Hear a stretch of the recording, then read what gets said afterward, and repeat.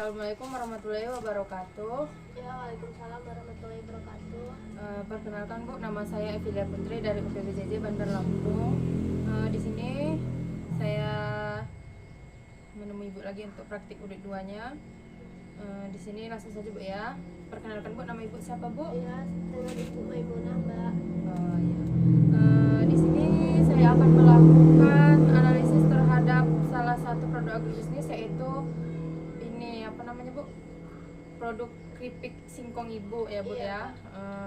Analisis dilakukan untuk mengetahui bagaimana saluran pemasaran, besarnya margin pemasaran, dan tingkat farmer share-nya yang diterima produsen atau petani. Langsung saja Bu ya. Di sini yang pertama itu menentukan produk agribisnis, Iya, Mbak. yakni produk agribisnis keripik singkong.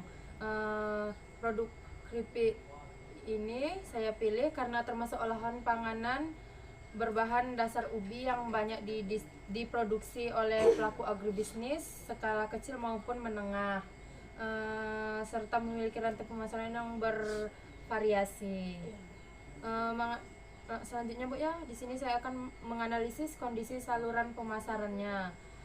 Saya menganalisis bagaimana saluran pemasaran keripik singkong dari produsen hingga sampai ke konsumen.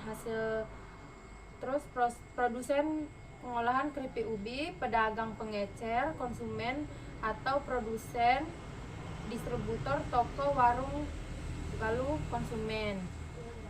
Kaitan dengan teori ini, menurut teori agribisnis, suatu usaha tani atau usaha olahan agroindustri perlu memiliki saluran pemasaran yang baik agar produk dapat mengalir dari produsen ke konsumen secara efisien. Iya, Mbak. Saluran pemasaran yang baik juga menghasilkan produk yang lebih kompetitif dan dapat memenuhi permintaan pasar secara berkelanjutan.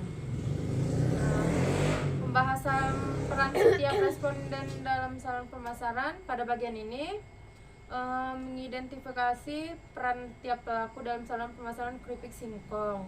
Produsen mengolah ubi menjadi keripik, memberi nilai tambah, menentukan kualitas pastinya kan Ibu ya Bu ya. Distributornya Bu mengumpulkan produk menyalurkan ke pengecer lalu Bu ya. Iya, Mbak. Lalu pedagang pengecer menjual langsung ke konsumen ya. Iya, Mbak. Oh iya. Ini saya langsung saja Bu ya, mengumpulkan dan mengolah data harga untuk analisis margin dan farmer share. Pada tahap ini mengumpulkan data harga sebagai berikut. Harga ubi di tingkat petani, harga keripik ubi di tingkat produsen atau pengolahan. Harga jual di pengecernya berapa Bu?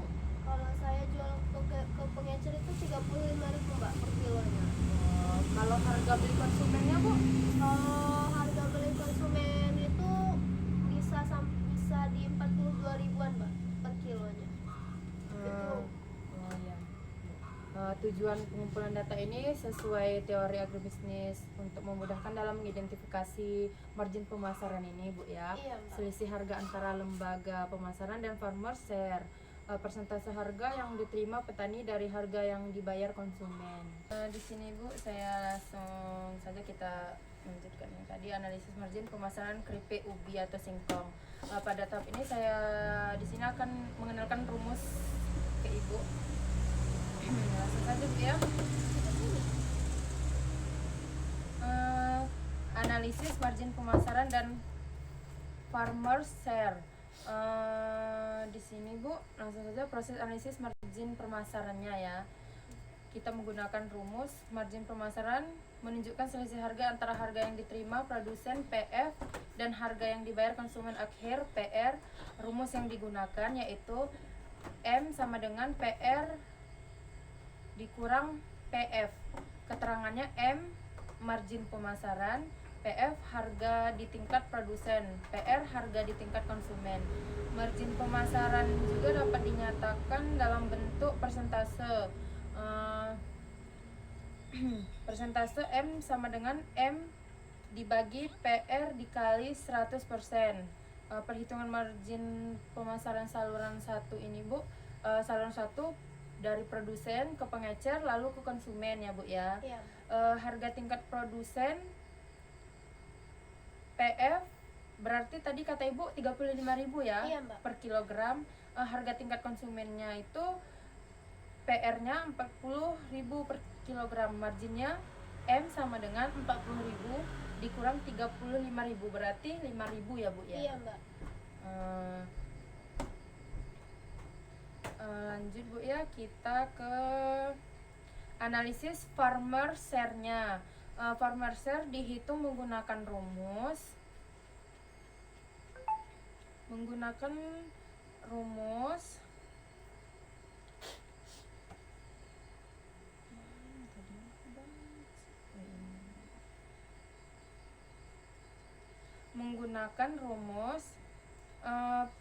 FS sama dengan PR dibagi PS sama dengan PF dibagi PR dikali 100% ya Bu. Keterangannya PS farmer share, PF harga produsen, PR harga konsumen. Hubungan farmer share dan margin pemasaran bersifat terbalik, semakin besar margin farmer share semakin kecil. Langsung ya kita ke penghitungannya. Farmer share saluran 1 yaitu FS sama dengan 35.000 dibagi 40.000 dikali 100% sama dengan 87,5% Bu ya. Iya, Mbak. Berarti Bu ya produsennya memperoleh 87,5% dari harga yang dibayar konsumen. Iya, Mbak. Nilai ini sangat tinggi ya Bu ya. Berarti saluran 1 adalah saluran yang paling efisien ya. Iya, Mbak.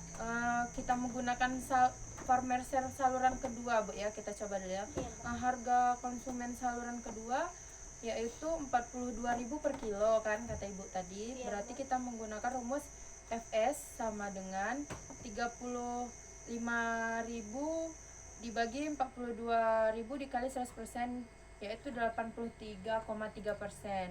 Berarti saluran kedua ini lebih rendah dibanding saluran ke-1 ya Bu Iya, ya. Mbak.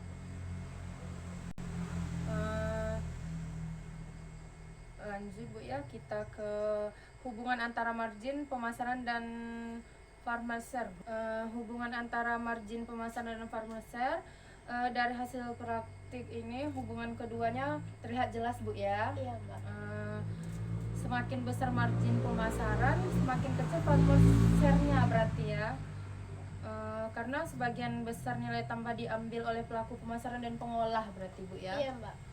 Ini sesuai dengan teori pemasaran agribisnis yang menjelaskan bahwa efisien saluran pemasaran dapat dilihat dari keseimbangan antara margin pemasaran dan tingkat kesejahteraan produsen ya Bu ya. Iya, Mbak.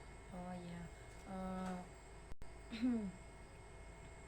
Berarti Bu kesimpulannya Bu ya, bahwa analisis saluran pemasaran, margin pemasaran dan farmer share sangat penting untuk mengetahui apakah pemasaran satu produk agribisnis dalam hal ini keripik ubi sudah efisien. Produk dengan saluran pemasaran yang lebih pendek cenderung memberikan farmer share berarti Bu ya. Iya, Mbak. Yang lebih tinggi dan margin pemasaran yang lebih rendah sehingga lebih menguntungkan produsen atau petaninya Bu ya. Iya, Mbak. Ya Bu. Terima kasih Bu ya, sampai sini saja wawancara Iya, saya Mbak. Bu ya. Terima kasih waktunya Mak Bu Iya, sudah terima kasih mengganggu. kembali.